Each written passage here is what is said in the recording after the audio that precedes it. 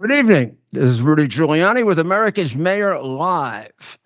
And we're live from Palm Beach, Florida tonight. And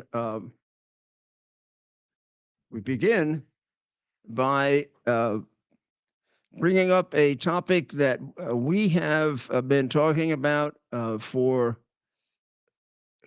at least 2 years. And the first year or so, it was completely ignored and completely avoided, and that is the not only the massive amount of illegal aliens coming over the border, but the massive amount of illegal alien crime in the United States. Now, uh, at first, of course, it took a while for it to develop, and then it really developed over a year and a half ago. And because we have a fascist society in terms of free speech and distribution of knowledge and the public's right to know and covering up for a government that is really not a government that feels any obligation to the people. Uh, a lot of the migrant illegal alien crime was covered up. It was happening, but it was covered up. Remember Laken Riley's original description was a man from Athens. Yeah, Athens, Venezuela. And a person that under any other president before this Biden Harris tragedy for America would not have come in. He wasn't even a close case. This is a guy that would have been sent right back. And you can imagine under Trump, if Maduro said no, the guy had been stuffed down Maduro's throat. The reality is that when you have a strong American president, uh, people don't say no. I know when Trump says, "Well, I'll just call him and tell him," that was his experience as president.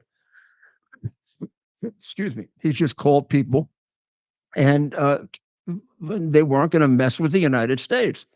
Joe Biden, nobody listens to him. That's why we're in the trouble that we're in. I mean, Putin, Xi, uh, Erdogan, just uh, Iran, friend or foe. No, Bibi, nobody pays attention to him. Bibi maybe now, unfortunately, might be paying attention to him. I don't know. So let's begin with the issue of the epidemic that we have in this country of illegal migrant crime. There's so many aspects to this. I mean, we think about the ones that come to mind the most are uh, the domestic murders, the rapes, the other violent crimes that we have that they commit, the gangs that they're forming that carry out both property crimes and violent crimes.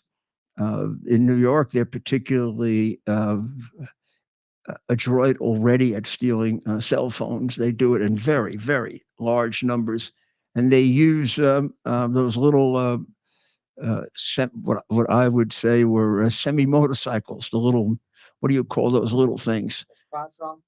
Not even that. They're a little sturdier than that. But like a little teeny yeah, moped. That's it. The moped. They use a moped, and this way they can get right near the street, right?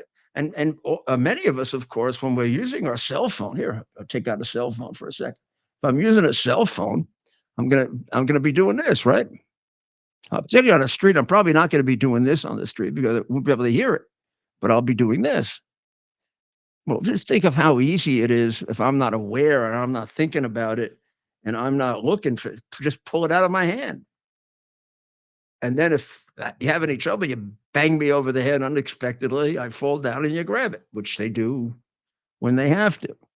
Uh, and they just, I don't even know the numbers that they take. They take enormous numbers that get them a great deal of money when they sell them on the black market, or many of them they even move out of the country because their connections go way beyond Venezuela.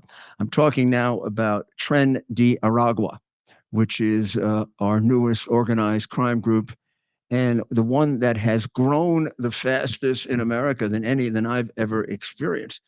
Now that's because they have strong support both in Mexico and in the United States. Uh, uh, there's no question they have support in the United States. We wouldn't let them in the numbers that we let them in if they hadn't corrupted parts of the United States structure. They have completely corrupted the Mexican structure. They own it, or they don't own it. They have a business deal with it. They paid the proper amount of bribes, and Mexican let them do what they want. Mexico is a country that has, over the course of the last couple of years, under a communist president and now another one, become a totally and completely corrupt country.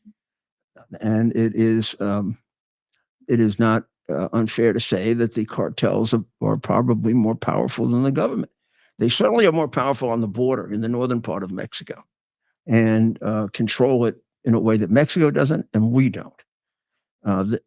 The deaths at the border in New Mexico in each of the last 2 years, compared with 5 years ago, okay, the deaths at the border of people coming in have gone up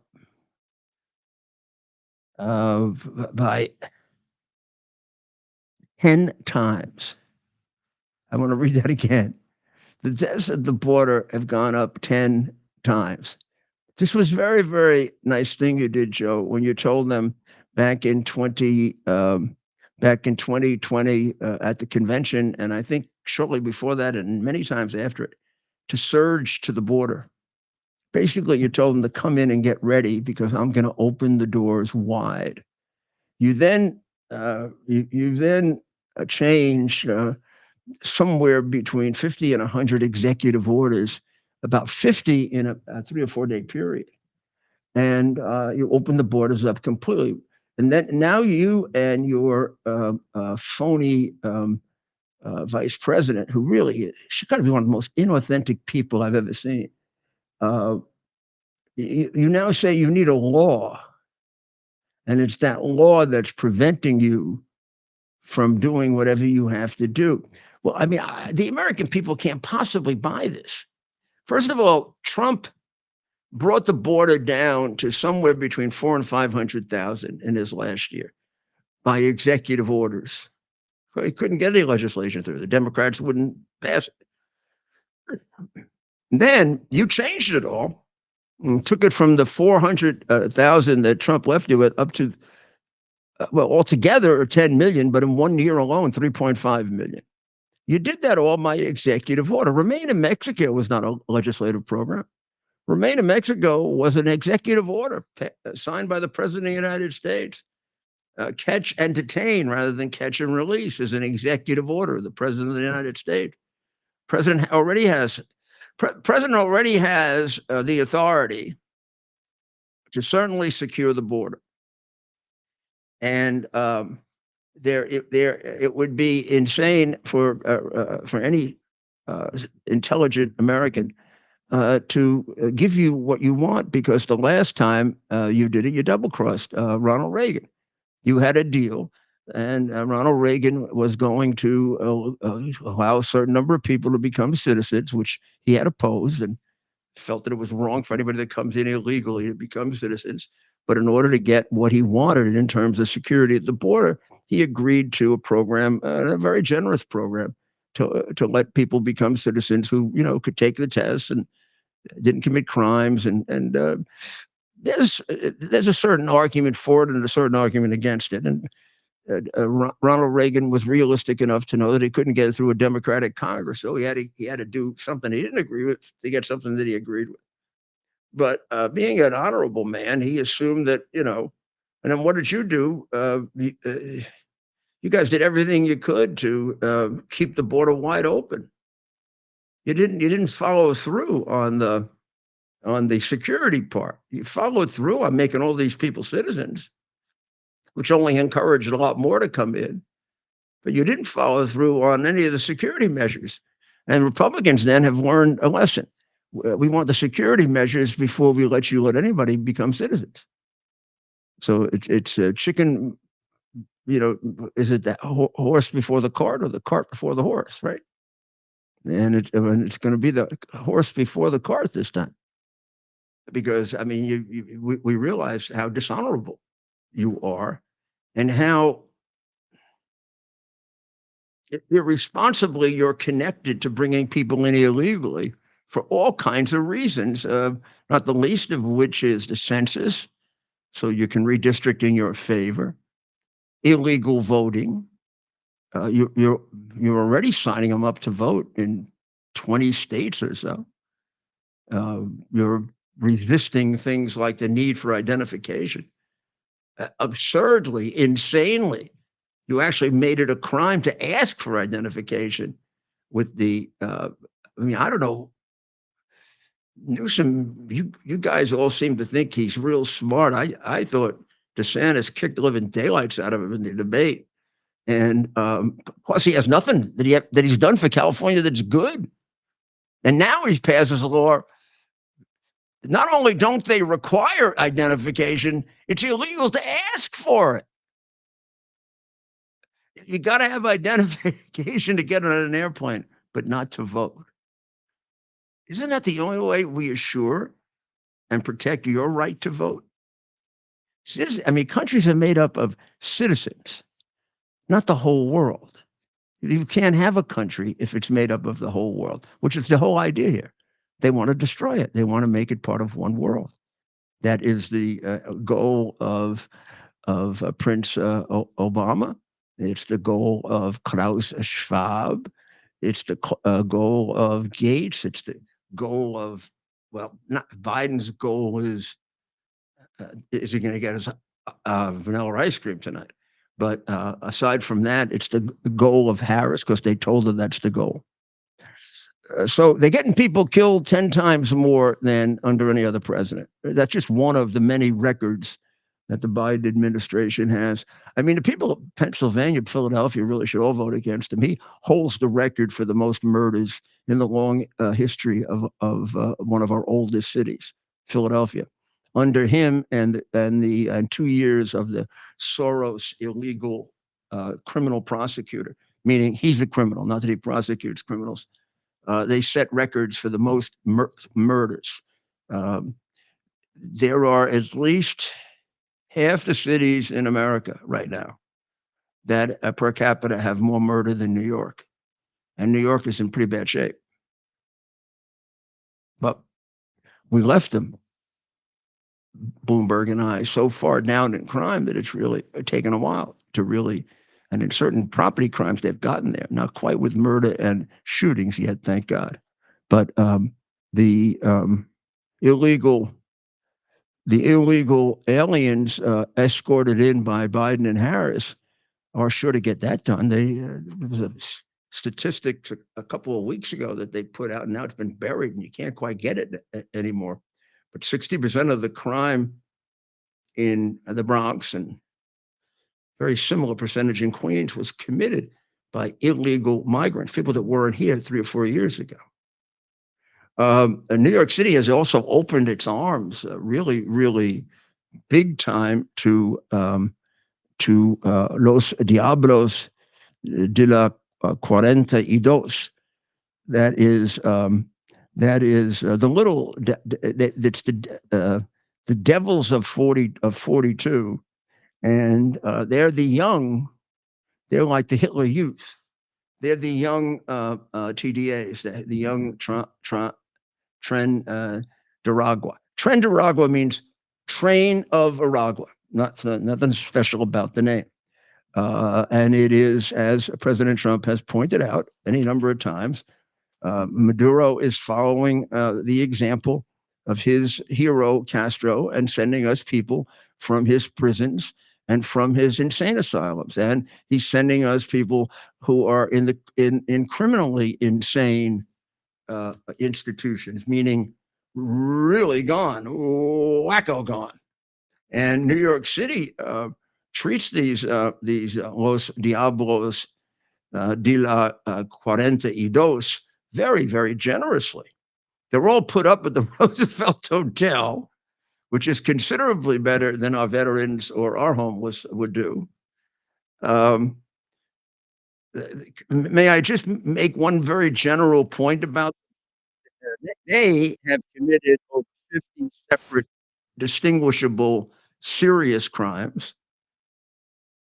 Not one single one of them has ever been put behind bars because of the Andrew Cuomo raised the age law and the Andrew Cuomo demolition of bail eligibility. I know that Harris and Hochul get a lot of the blame for it. Uh, uh, and what you can blame them for is not being effective in getting it changed. But they didn't pass it. It was passed by the guy who now wants to be mayor. Uh, and there are large numbers of elderly citizens moving out because they're afraid that he's going to put them in. You're going to, if his biggest donors, the nursing home industry, complain, he may start putting them in for no reason, like he did when he got all those elderly people killed unnecessarily during COVID, and for his efforts, he got an Emmy award while he was writing his book on government time with government paper and with government people. Too bad I can't have as a guest on this show Ed Koch. You want somebody who will tell you about Andrew Cuomo? No friendly enemy. I could do it. There was one example that they gave. I think it was in today's paper. It could have been yesterday's because I've been real busy and I've been reading them like together, which is kind of fun. I was sitting there like all these papers like this, and I don't know. I guess our Wi-Fi went out for a while because of the storms, and I. In my building, they get the newspapers delivered every day. They get several copies of the I have to see if I can do something, get a vote or something, and get the Times excluded. Although a lot of people in my building were using it during COVID when we ran out of toilet paper, they found it very, very useful. I thought that was the highest and best use of it in a long time. But I dug all of these out of the paper. So they did a good piece in the Post about one of the little devils, one of the members of Los Diablos de la 42, and otherwise known in English as the Little Devils. This kid is 15 years old. He's an illegal alien. I do not know why they call them migrant. I don't know why the Post submits to that Orwellian pressure. The legal term is alien. So you're not insulting anybody if you're calling them what the United States Congress name them. All throughout the immigration laws, they're known as aliens. Could have been foreigners. I know. People think it's insulting. It's no more insulting than anything else. But in any event, I object to some outside force or the Biden administration. The American government wasn't existed to be an arbiter or dictator of language. Gosh, if our founding fathers knew about that, they'd be. Well, if they knew about any of this, they'd be turning over in their graves. I hope they're helping us and guiding us up in heaven. So I told you there were 50 of these arrests for the TDA, which is the nickname for Tren de Aragua. Nobody behind bars. This one 15-year-old has been busted at least 10 times in the little short time that he's had the privilege of being in the United States. One of the sources that is either with a police source or a citizen who lives around the Roosevelt, where it is just a horror show. Roosevelt was one of the nicest parts of town. I had my first election I ever won. I celebrated at the Roosevelt, and the first election I ever lost, I celebrated at the Roosevelt. And it was the headquarters of the Manhattan Republican Party. It was? Yeah. Yeah, yeah. For many, many years, it was the headquarters. I spent a lot of time there with, working on Republican Party matters. And it is, the last time I was there and it was used for a proper purpose, I think that's where I met, I think I met, I met one of the heads of state there during the meeting of the security of the General Assembly. Meeting several there because they had and then going upstairs to a room and meeting another head of state. So it was a good enough hotel to be used for, it wasn't. I think in the old days it was like an A plus hotel, and I think it became an A hotel. But it's not it's a perfectly respectable, nice place, clean place, good place to be. And now they've ruined it, completely ruined it. I think you're showing some pictures of it, aren't you, as B-roll, Ted? Yeah. Yeah. These kids alone committed 50 crimes. They've had shootings, they've had murders, they beat people up that go by, they kill each other.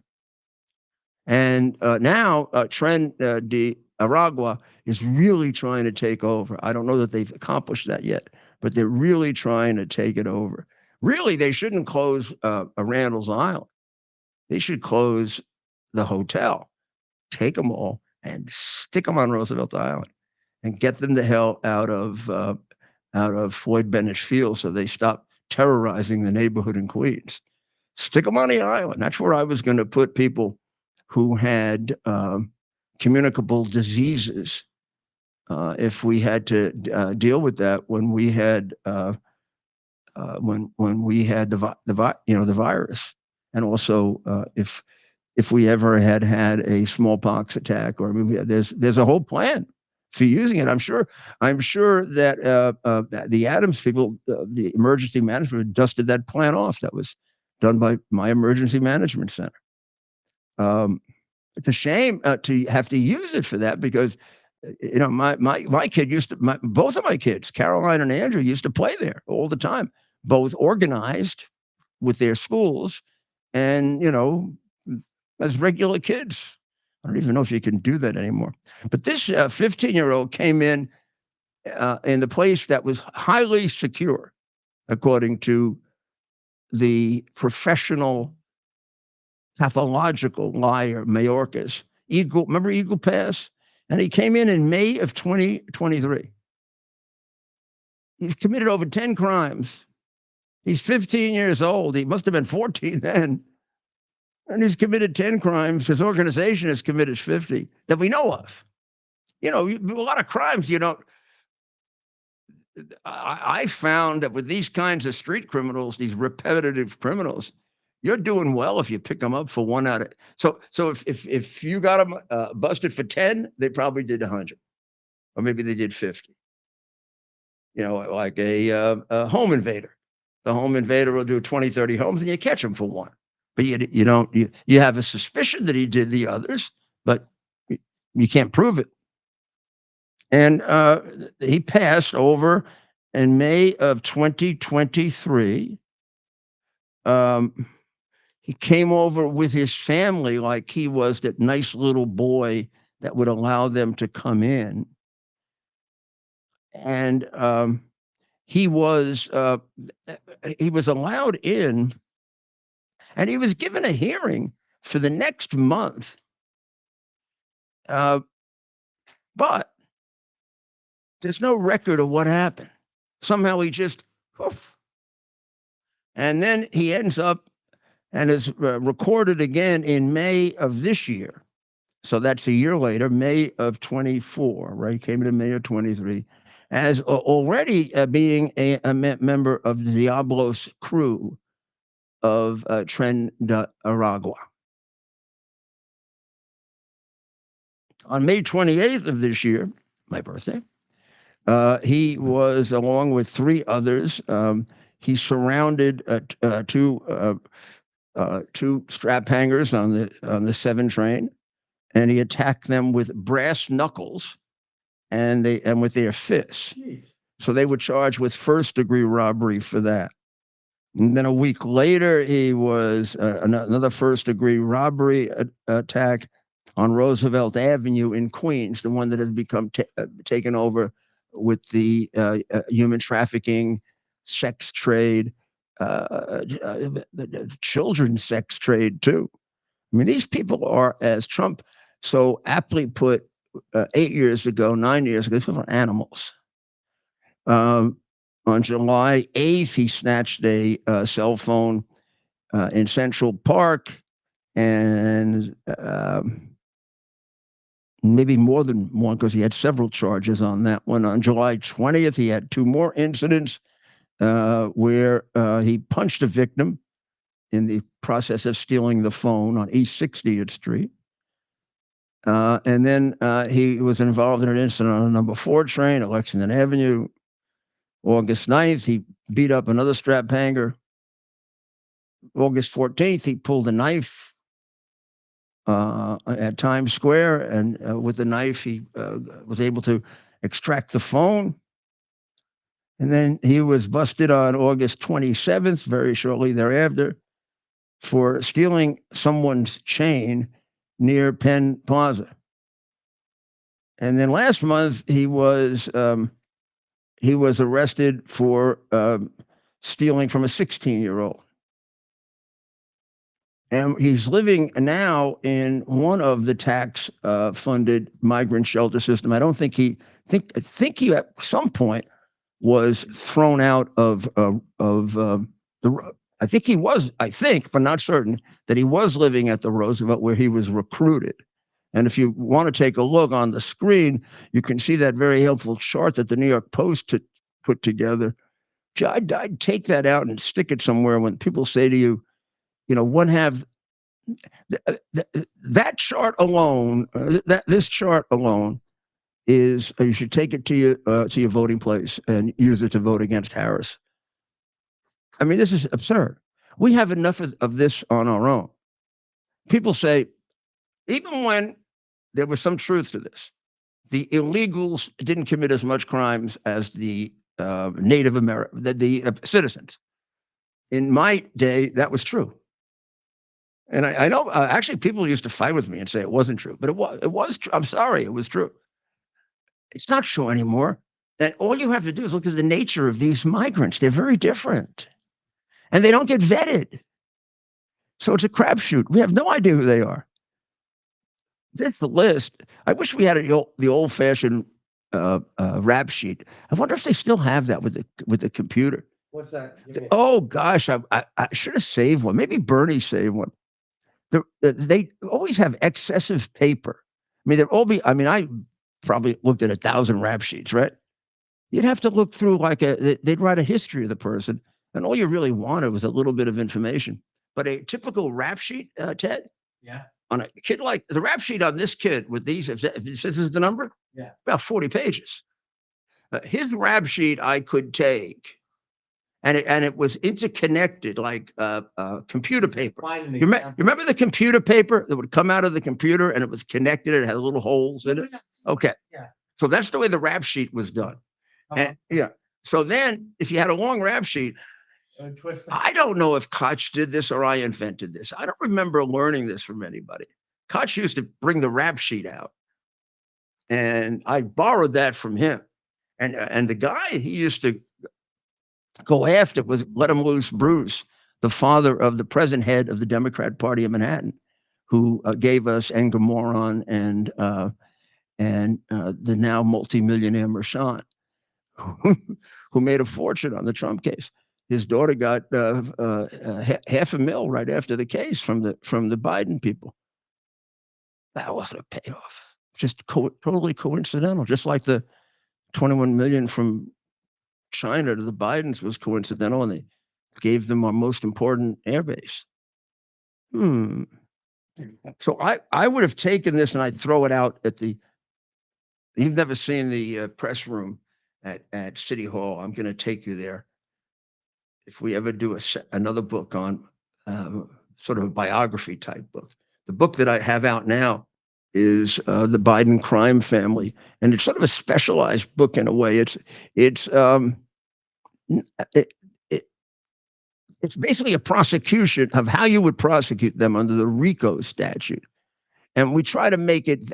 I mean, that's the core of the book, but we don't try to make it too technical. So it has some good stories in it, and it also has stuff that they don't tell you. I mean, well, they do tell you, but they tell you whisper a little, like the admission by Hunter that he gave half of his salary for 30 years to his old man. So this is what we got in New York, and if and nowadays you cannot say that they don't commit as many crimes as New Yorkers. They're committing crimes left and right. And it's not just New York, as we know. We all know about Aurora,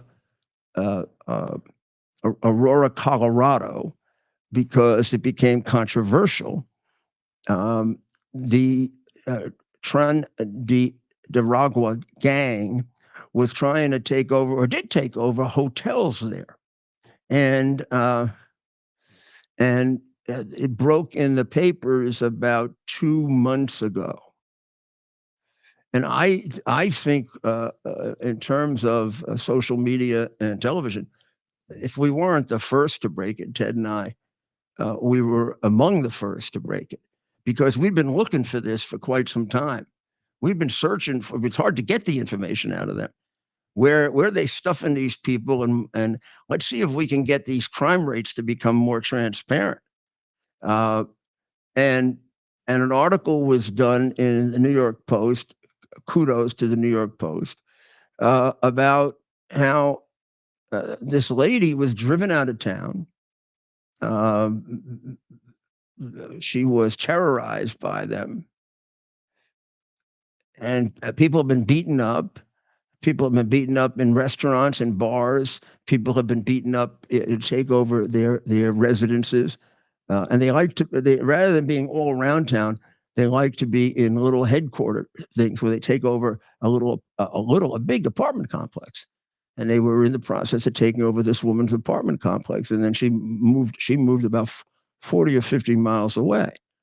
And many people were complaining to Senator Vance, who also got many complaints about Springfield, that this was happening. And and the federal authorities had records of this happening. But when you would check with the local police, the mayor and the governor, and particularly the mayor of Denver, who's really the cause of it, they'd all say, "Oh, it's nothing. It's just a few people." And then the people would say, "We're getting slaughtered by them." Well, thank God that Vance brought it out and Trump brought it out, and I mean, this is a very, very serious problem. They've arrested murderers there who did murders in Chicago, in New York, in Los Angeles. It's it was going to be like a hideaway for them, kind of like Cicero, Illinois was for Al Capone. And now, if you think this is a joke, and who's telling the truth here, it isn't just Aurora. It's 10 other towns with their counties supporting them are suing Mayor Navidad and Governor Navidad and Mayor Jerkface. I don't know who the mayor of Denver is, but I'm quite convinced he's a jerkface, because Denver, he's got the distinction of having the most illegal migrants per capita of any city in America. I'm really good, boy. You can draw more people than Adams per capita. You're doing well because Adams is giving them the kitchen sink. I mean, I think he was pretty much trying to figure out if he could make a deal with Rolls Royce or something for them. I mean, he gives them credit cards. So does Mayor Jerkface. I don't know the name of the mayor of Denver. I do know. I can bet my life on the fact that he's a Democrat. The mayor of Aurora is a Republican, but he's a cowardly Republican. When it first came out, he agreed. First article said, "Oh yeah, we've got a terrible problem here." Then Feliz Navidad called him up and scared him. Now, if Feliz Navidad can scare you, you got a problem. You're probably like one of these new men, like Emhoff, the new version of manhood, which is which is you're basically a lily livered coward who, in the old Charles Atlas uh, commercials, would be the one that got sand kicked in your face, but then you didn't go to Charles Atlas and get yourself built up so you could fight back. You just stayed there, and they kick sand in your face forever. You look at Emhoff; he's got his mouth open all the time, like a jerk. But Feliz Navidad, I don't think would scare anybody. Can I have called him Feliz Navidad so often, I now forget his real name. No, I know his name. His name is Governor Polis. I don't know the name of the mayor though. The mayor of not the mayor of Aurora, who's a Republican, but the mayor of Denver. He's got to be on the list of one of the worst mayors ever. The worst mayor ever in New York was de Blasio. Could be that the worst mayor ever is the one who gave up the police precinct in Minneapolis. Because between him and he only gave it up because his daddy wouldn't help him. He was calling Daddy Walls, and the communist was probably getting ready for one of those lectures in Red China and just brushed him off. Because, man, he was the guy uses Tiananmen Square as his wedding date. Tiananmen Square was the brutal terroristic slaughter of innocent Chinese people by the most repressive regime maybe ever. He celebrates it. That's kind of scary. So, a woman that was forced out of her Aurora, Colorado apartment is the first one to point out that the media is covering up the terrifying situation. And Vance went to battle against ABC. And she was on Monday. Cindy Romero, who is the woman who brought this up, said that she feels that it's like a slap in the face. I mean, and then silly silly Martha Raddatz said, "Oh, there are only a few hotels that are taken over by the mob there." And Vance gave a great response. "Oh, I guess that's Oh, I mean, oh, just a few hotels. I mean, what the heck?" I mean, and Cindy says, "I feel like that comment was a slap in the face. How many gangs is okay to have in Aurora? How many properties is it okay to take over? How many people who are citizens are paying their bills and they are displaced by people who don't? Now, how many people are going to get beaten? Like the gentleman we showed you the other night. Do we still have a picture of that man, Ted, who got beaten by Tren de Aragua, which is exaggerated according to Feliz Navidad, the mayor of Denver? The mayor of Aurora is sort of in the middle of it, half bad, half not so bad. And the police are definitely covering it up. And Martha Raddatz and ABC or CBS or any one of those uh, regime entities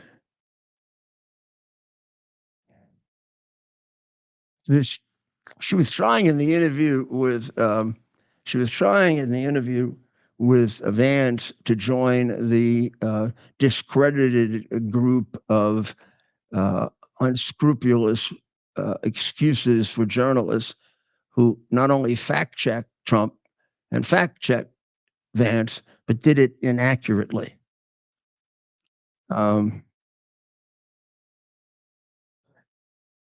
She said that the Aurora mayor said the incidents were limited to a handful of apartment complexes. They have taken over a handful of apartment complexes in an American city. How do you throw the people out and take it over as your headquarters? The mafia didn't do that. The Chinese organized crime didn't do it. The Russian organized crime didn't do it. Even MS-13 hasn't been able to do it.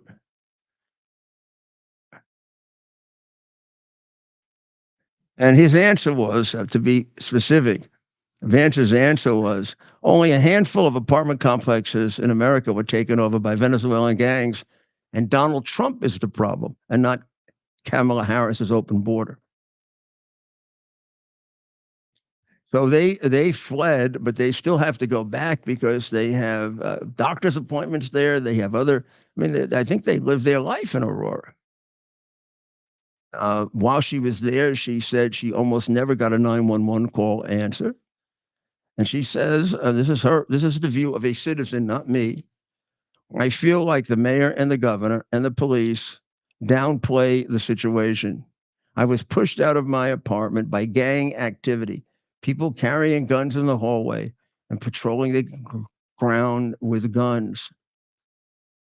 And they put out that picture to sort of show one bit of evidence. And then they put out a video, I think, that we've shown any number of times of their knocking the door down in some of the apartments. And we will before the election gather together for you, because we're in the process of trying to put these lists together so that you have both the motivation and the ammunition to convince people to vote for Trump and Vance as a vote for America.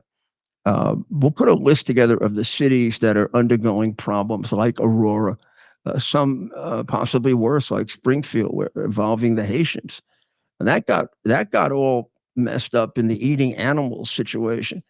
But whether or not that is true or not, it is actually fortunate that happened because nobody was paying attention to Springfield. And even Governor DeWine, who, believe me, is about as weak as you can be, sent the National Guard there because people were getting killed, but for a different reason. Some jerk in the State Department or in the Biden got the idea that you should give them a letter that allows them to drive automobiles without taking a driver's test. Now, I don't know where this one came from, out of this stupid, crazy administration. But these people can't drive automobiles. So it's like bumper cars. And now that's the funny part. The sad part is 11-year-old boy dead, 69-year-old woman dead. And they brought the National Guard in to try to make the road safe. As a result of all of this, you want proof positive that you got to get rid of her? The Border Patrol Agents Association, as you know, very, very strongly endorsed Donald J. Trump the other day. I had actually thought they had done it much earlier, but it was really quite effective. They came up and gave the endorsement with a group of agents.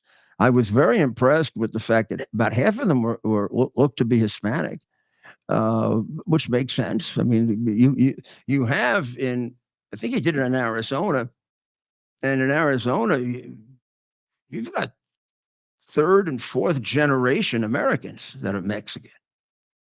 I mean, they're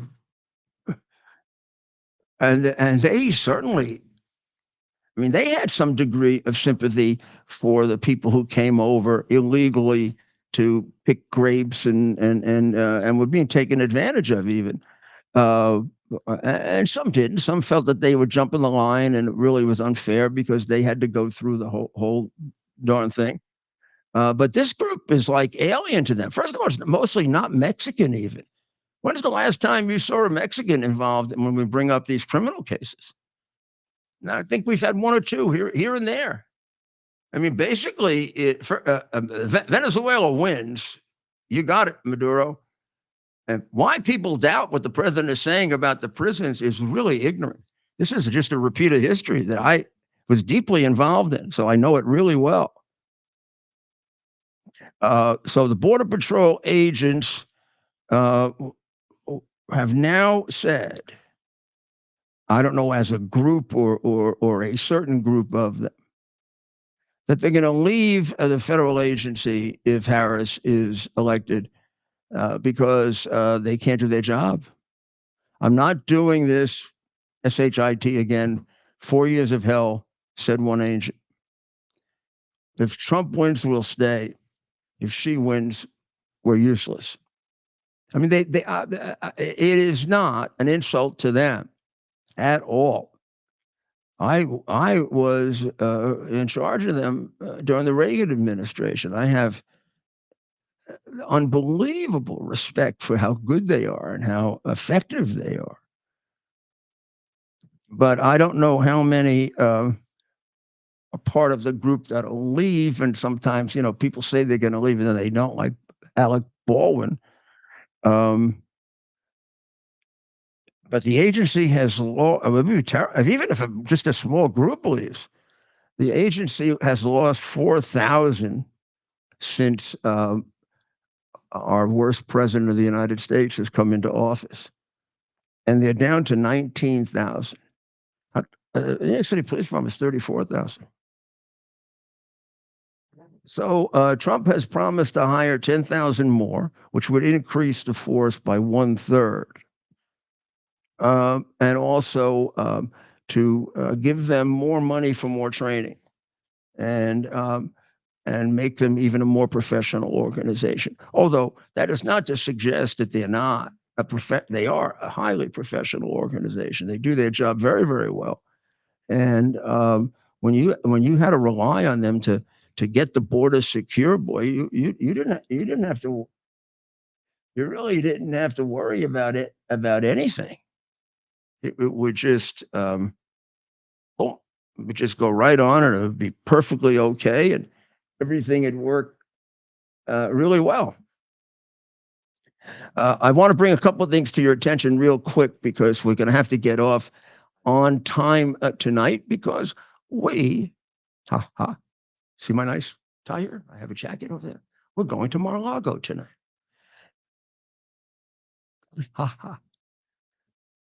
We do not allow communists there. There is a lawsuit. There is a lawsuit against one of the most dishonest, dishonorable, and awful organizations in America, ActBlue. It collects money for the Democrats, takes a big vig, but there's a racketeering lawsuit against it for 385 fraudulent donations made in the name of a Republican, Mark Blogg, who happened to have been the chief of staff for Herman Cain. Remember Herman Cain, who ran for president? Great guy, passed away, but a great guy. And they made all the donations for less than $200 because you don't have to give, you have to report it if it's less than 200. And they call this form of election finance fraud smurfing. I'm sure the Democrats have PhDs in smurfing. And it qualifies as a racketeering predicate under Wisconsin law. So there you go. They're doing a RICO case. Early voting has started. I don't have all the stats for you, but in Atlanta, in the first day, they doubled the number of people that showed up to vote. First day was 136,000 in 2020. This time must have been about 250. I don't know if you can see it, if Ted has any pictures of it. Here's a group that's uh, outside of the library. It looks to me like the Carter Center, actually. I've been there. I gave a talk there. Jimmy and Roosevelt invited me to talk there. They're very nice people. Very nice people. This whole mail-in ballot is a Neanderthal way to do elections. Three-quarters of the European countries have either done away with it or put very, very strict rules on it and narrowed it to just the situations where it's absolutely necessary. Also, you should know that Georgia, made a lot of changes, very good changes to try to straighten it out. And one of the things they did was they put in a hand count rule in Georgia. So any issues, you can personally look at the ballots and count them. Because had we been able to look at the ballots, I would have been able to definitively prove to you that they were cheating. I mean, all you have to do is do a little exercise in logic. Here, let's try it this way. They said it was a perfect election. They being Kemp and Rassenberger, the Republicans and the Democrats. And I said, well, if it is, why not let me do the usual inspection that's allowed in every election that I've ever heard of, where the Republicans get to look and the Democrats get to look. But let me look at the paper, because I have reason to believe that you're using paper other than the paper that was ordered for the official ballots. I have a lot of reasons to believe that they're not really, they're phony mail-in ballots because they're not folded.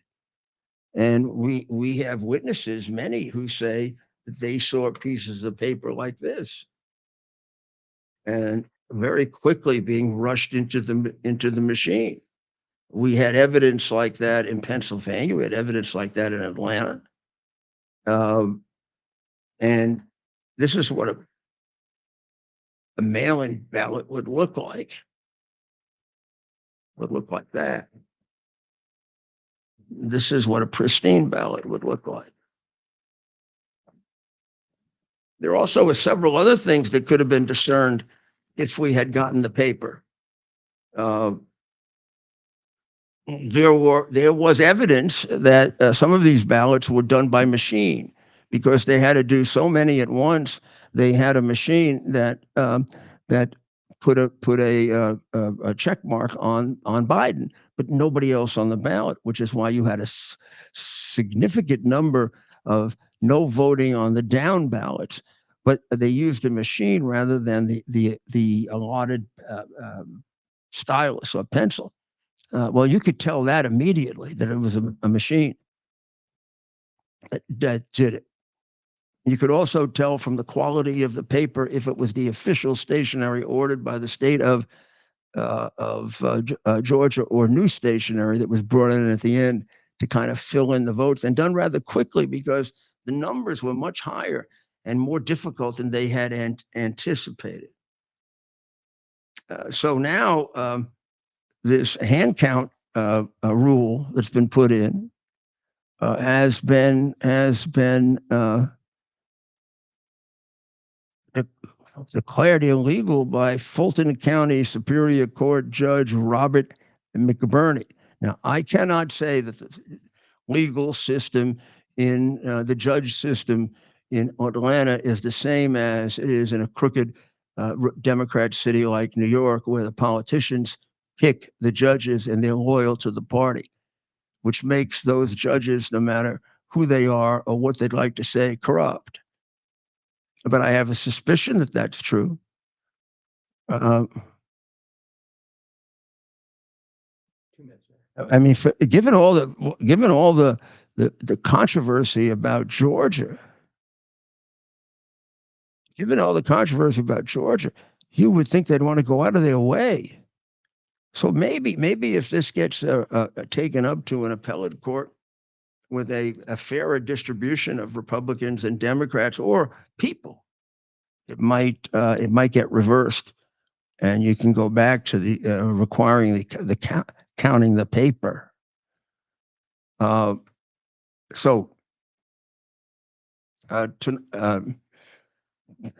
Tomorrow Thursday. we'll be back. We'll take a look at where things stand. We'll give you a review of what the candidates are doing, and we'll take a lot of calls in anticipation of Friday. We're getting real close now, so our electoral college count and our selections are starting to become rather meaningful, rather meaningful, and I really do urge you to tomorrow night try to listen to the whole 2 hours. Get on Frank's speech at 7, which you can do by just getting the Frank Speech app for free. Just go to the App Store, Frank Speech. There you are. You got it. It's easy. You can get it by just going to it, online, or you can go to Rumble, X, whatever, and then you do X at 8 for the now commendable America's Mayor Live. Well, pray for the people of Israel and pray for the people of Ukraine and pray for us to have wisdom and courage. And God bless America. To bear the principle of common sense and rational discussion to the issues of our day. America was created at a time of great turmoil, tremendous disagreements, anger, hatred. There was a book written in 1776 that guided much of the discipline of thinking that brought to us the discovery of our freedoms, of our God-given freedoms. It was Thomas Paine's Common Sense, written in 1776, one of the first American bestsellers, in which Thomas Paine explained, by rational principles, the reason why these small colonies felt the necessity to separate from the Kingdom of Great Britain and the King of England. He explained their inherent desire for liberty, for freedom, freedom of religion, freedom of speech, the ability to select the people who govern them. And he explained it in ways that were understandable to all the people, not just the elite. Because the desire for freedom is universal. The desire for freedom adheres in the human mind, and it is part of the human soul. This is exactly the time we should consult our history. Look at what we've done in the past and see if we can't use it to help us now. We understand that our founders created the greatest country in the history of the world, the greatest democracy, the freest country, a country that has taken more people out of poverty than any country ever. All of us are so fortunate to be Americans. But a great deal of the reason for America's constant ability to self-improve is because we're able to reason, we're able to talk, we're able to analyze,